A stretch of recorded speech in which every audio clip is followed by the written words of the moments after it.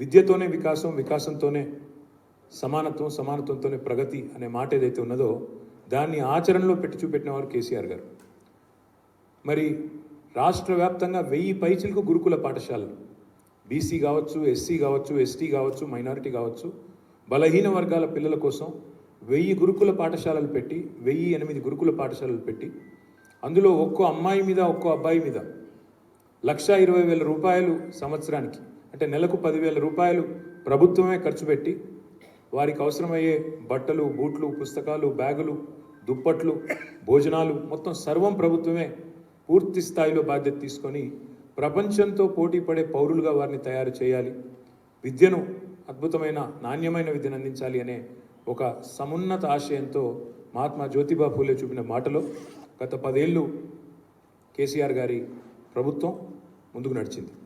అందులో భాగంగా కేవలం హై స్కూల్ విద్య వరకే పరిమితం కాకుండా తదనంతరం ఉన్నత విద్యకి గ్రాడ్యుయేషన్ కావచ్చు, పోస్ట్ గ్రాడ్యుయేషన్ కావచ్చు, దానిలో కూడా మరి భారతదేశంలో బహుశా ఏ ముఖ్యమంత్రి చేయనంత గొప్పగా దాదాపు 9-10 వేల మంది విద్యార్థులకు ఒక్కొక్కరికి 20 లక్షల రూపాయల చొప్పున ఓవర్సీస్ స్కాలర్షిప్లు, బీసీ విద్యార్థులు అయితే Mahatma Jyotiba Phule overseas scholarship, SC విద్యార్థులు అయితే డాక్టర్ బిఆర్ అంబేద్కర్ పేరిట ఓవర్సీస్ స్కాలర్షిప్, అదేవిధంగా మైనారిటీ విద్యార్థులైతే మౌలానా అబుల్ కలాం ఆజాద్ పేరు మీద ఓవర్సీస్ స్కాలర్షిప్, ఆఖరికి పేద బ్రాహ్మణ విద్యార్థులు అంటే వారికి కూడా స్వామి వివేకానంద పేరిట పెట్టిన ఓవర్సీస్ స్కాలర్షిప్తో విద్య అందరికీ అందాలి, విద్య ద్వారా వచ్చే సమానత్వం, విద్య ద్వారా వచ్చే ప్రయోజనాలు సమాజంలోని ప్రతి ఒక్కరికి అందాలనే ఉదాత్తమైన ఆశయంతో పనిచేసిన ప్రభుత్వం తెలంగాణ తొలి ప్రభుత్వం కేసీఆర్ గారి నాయకత్వంలో.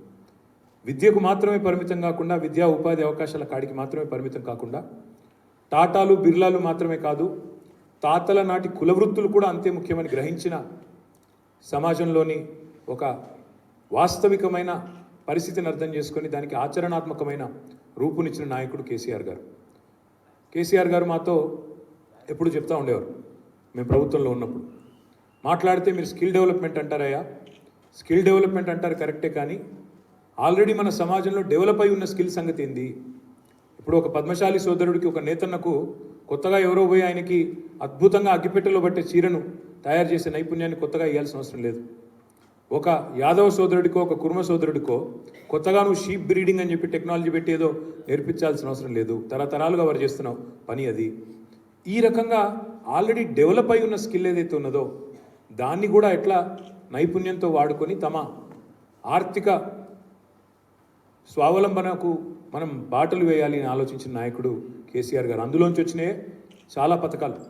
భారతదేశంలో ఎక్కడా లేనంతగా మన రాష్ట్రంలో ఈరోజు జీవ సంపద పెరిగింది అంటే ముమ్మాటికి దానికి కారణం కేసీఆర్ గారు 11,000 కోట్ల రూపాయలు ఖర్చు పెట్టి ప్రతి యాదవ కుటుంబానికి, ప్రతి కుర్మ కుటుంబానికి ఆ జీవాలను అందించిన ఒక అద్భుతమైన ఆలోచన అందులోంచి వచ్చింది. ఇవాళ నేతన్నలు బలవన్మరణానికి పాల్పడే పరిస్థితి నుంచి నేతన్నలు చేనేత మిత్ర ద్వారా, నేతన్నకు చేయూత ద్వారా, ప్రభుత్వం ఇచ్చే ఆర్డర్ల ద్వారా నెలకు మరి ఆత్మహత్యలన్నీ పోయి బ్రహ్మాండంగా తాము సంతోషంగా తమ పిల్లా పాపతో గడిపే పరిస్థితి కేసీఆర్ గారి ప్రభుత్వం నేతన్నల జీవితాల్లో తీసుకొచ్చిన ఒక మార్పు. అదేవిధంగా ఇతర బలహీన వర్గాలకు, గౌడ సోదరులకి చెట్ల పన్ను మాఫీ చేసిన, అదేవిధంగా వైన్స్లో రిజర్వేషన్లు తెచ్చిన, నీరా పాలసీ తెచ్చిన, ఓవరాల్గా మరి ఆ కులవృత్తిని ప్రోత్సహించిన దానికి కూడా తప్పకుండా కేసీఆర్ గారికి, ఆయన ప్రభుత్వానికి, ఆయన ఆలోచన విధానానికి ఒక తార్కాణం అన్నమాట చెప్పక తప్పదు. అదేవిధంగా బలహీన వర్గాల్లో ఉండే ఎంబీసీలు, మోస్ట్ బ్యాక్వర్డ్ క్లాసెస్కి ఒక కార్పొరేషన్ ఏర్పాటు చేసి మరి దానికి 1000 కోట్ల రూపాయలు కేటాయించి ప్రత్యేకంగా ఎంబీసీల కోసం కూడా పాటుపడ్డ నాయకుడు కేసీఆర్ గారు. బీసీ బంధు లాంటి పథకం పెట్టినా, దళిత బంధు లాంటి పథకం పెట్టినా సమాజంలో ఉండే కొన్ని చిన్న చిన్న అసూయలు, ఈర్ష్యా ద్వేషాల వల్ల కొంత రాజకీయంగా మీకు నష్టం జరుగుతుంది అని కొంతమంది మిత్రులు వారించినా, లేదు అవకాశం ఉన్నప్పుడు, అధికారం ఉన్నప్పుడు ఆ అధికారాన్ని బలహీన వర్గాల కోసం మనం ఉపయోగించకపోతే, వినియోగించకపోతే దానికి అర్థం లేదు అని గట్టిగా వాదించి బీసీ బంధు పెట్టినా, మైనారిటీ బంధు పెట్టినా, దళిత బంధు పెట్టినా అదొక దక్షత గల నాయకుడు, దమ్మున నాయకుడైన కేసీఆర్ లాంటి నాయకుడు వల్లనే సాధ్యమైంది. ఇవాళ మహాత్మా జ్యోతిబా ఫూలే పేరిట కేసీఆర్ గారేమో వారి బాటలో నడిచినారు. గత 10 సంవత్సరాలు 297 గురుకుల పాఠశాలలు బీసీల కోసం పెట్టిన, 1008 గురుకుల పాఠశాలలు ఎస్సీ, ఎస్టీ, బీసీ, మైనారిటీ పిల్లల కోసం పెట్టిన 33 డిగ్రీ కళాశాలలు, రెసిడెన్షియల్ డిగ్రీ కళాశాలలు మరి బీసీ అమ్మాయిల కోసం అబ్బాయిల కోసం పెట్టిన ఇవన్నీ కూడా గత 10 సంవత్సరాల్లో ఆచరణ ద్వారా మేము పూలే గారికి అర్పించిన నివాళి అని చెప్పక తప్పదు. ఈరోజు ఈ రాష్ట్ర ప్రభుత్వం ఏదైతే కాంగ్రెస్ ప్రభుత్వం ఏదైతే ఉన్నదో వారికి మేము గుర్తు చేయదలుచుకున్నాం. బీసీలో కేవలం విద్యా ఉపాధి అవకాశాలు మాత్రమే కాకుండా రాజకీయంగా కూడా అత్యధికంగా మొన్న జరిగిన శాసనసభ ఎన్నికల్లో అత్యధిక సీట్లు కేటాయించిన పార్టీ ఏదైనా ఉంది అంటే అది బీఆర్ఎస్ పార్టీ, కేసీఆర్ గారి నాయకత్వంలోనే మాట నేను గుర్తు చేస్తా ఉన్నాను.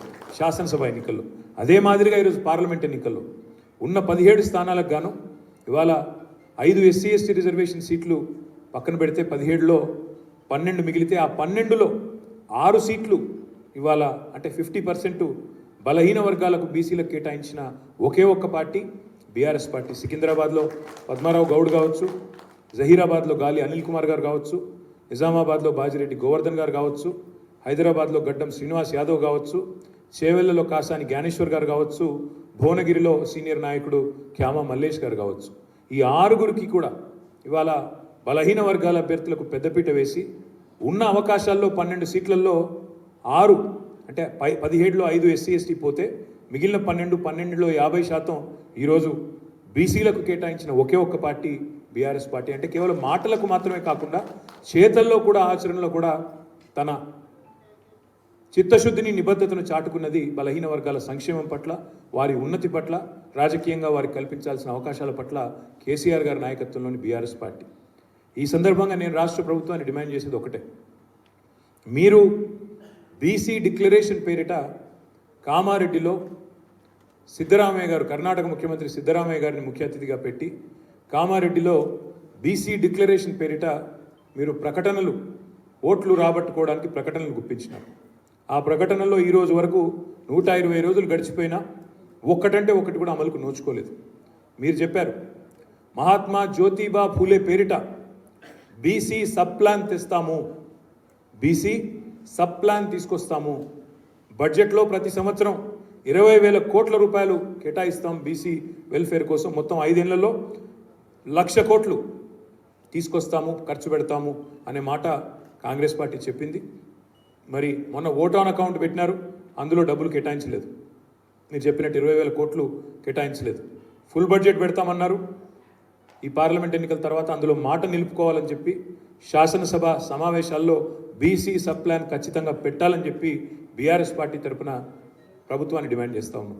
దాంతోపాటు మీరు మాట ఇచ్చినారు బీసీ డిక్లరేషన్లో, బీసీ సబ్ ప్లాన్ పెడతాం, 1,00,000 కోట్లు కేటాయిస్తామన్నారు. దాంతోపాటు ఎంబీసీలకు, మోస్ట్ బ్యాక్వర్డ్ క్లాసెస్కు ప్రత్యేక మంత్రిత్వ శాఖ కూడా ఏర్పాటు చేస్తామని చెప్పి కాంగ్రెస్ పార్టీ హామీ ఇచ్చింది. ఆ మాట కూడా నిలుపుకోవాలని చెప్పి నేను రాష్ట్ర ప్రభుత్వాన్ని డిమాండ్ చేస్తూ ఉన్నాను. ప్రతి మండల కేంద్రంలో బీసీలకు సర్వ సదుపాయాలతో చక్కటి ఆధునికమైన గురుకులాలు కూడా నిర్మాణం చేస్తామన్నారు. ఆల్రెడీ గురుకులాలు కేసీఆర్ గారు పెట్టినారు, అవి తాత్కాలిక ఆవాసాల్లో కొనసాగుతుండవచ్చు. పర్మనెంట్ ఇన్ఫ్రాస్ట్రక్చర్ క్రియేట్ చేస్తామని మీరు మాట ఇచ్చినారు, దాన్ని కూడా నిలుపుకోవాలని చెప్పి కూడా రాష్ట్ర ప్రభుత్వాన్ని నేను డిమాండ్ చేస్తూ ఉన్నాను. అదే మాదిరిగా మహాత్మా జ్యోతిబా ఫూలే విగ్రహం కేసీఆర్ గారు డాక్టర్ బిఆర్ అంబేద్కర్ యొక్క 125 ఫీట్ల ప్రపంచంలోనే అతిపెద్దదైన అంబేద్కర్ విగ్రహాన్ని ఏర్పాటు చేసింది కేసీఆర్ గారు, కేసీఆర్ ప్రభుత్వం. నేను ఈ రాష్ట్ర ప్రభుత్వానికి విజ్ఞప్తి చేస్తూ ఉన్నా, మీరు కూడా ఆలోచించి ఈ 197వ జయంతి ఫూలే గారిది, మరి 200 జయంతి కల్లా కనీసం రాబోయే 3 ఏళ్లలో ఒక సమున్నతమైన ఫూలే విగ్రహాన్ని కూడా మన రాష్ట్రంలో మీకు నచ్చిన ప్రదేశంలో మీరు ఎక్కడ పెట్టదలుచుకుంటే అక్కడ ఒక సమున్నతమైన విగ్రహాన్ని కూడా ఏర్పాటు చేయాలి. మా నాయకురాలు కవిత గారు ఇప్పటికే పలు పర్యాయాలు అసెంబ్లీలోనే ఏర్పాటు చేయాలని చెప్పి కూడా డిమాండ్ కూడా చేసినారు. ఇందిరా పార్క్ దగ్గర అందరు కలిసి దీక్షలు కూడా చేసినారు. కానీ ఈ మంచి సమున్నతమైన సందర్భ ఔచిత్యం కూడా ఉంది కాబట్టి 200 జయంతి కూడా రాబోయే 3 ఏళ్లలో రాబోతూ ఉన్నది. కాబట్టి మరి మహాత్ముడు జ్యోతిబా ఫూలే గారి విగ్రహాన్ని కూడా మంచి బ్రహ్మాండమైన విగ్రహాన్ని కూడా ఏర్పాటు చేయాలని కూడా ప్రభుత్వాన్ని డిమాండ్ చేస్తూ, ఇంకా మీరు చాలా చెప్పినారు బీసీ డిక్లరేషన్లో, కానీ మాటలకే పరిమితం కాకుండా చేతల్లో కూడా బలహీన వర్గాల పట్ల మీ ఆలోచన ఆచరణలోకి రావాలని, తప్పకుండా జ్యోతిబా ఫూలే గారు ప్రవచించిన విధంగా